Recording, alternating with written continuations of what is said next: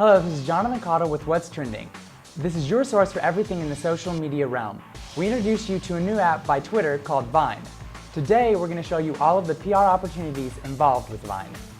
Vine has a few cool PR opportunities. Firstly, Vine can be used for photo and video contests, and you can also tie in hashtags to help promote the contest. Secondly, Vine can be used to tease major product announcements, and you can also post product descriptions. Lastly, Vine can be used to make you more visible in the community, where you can post volunteer activities that y'all are doing for the community. The biggest contender to Vine is Instagram, with its already strong user base.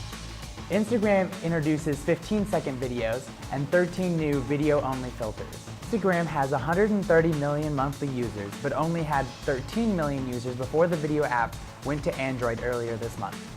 Thanks, this has been Jonathan Cottle. Tune in next time.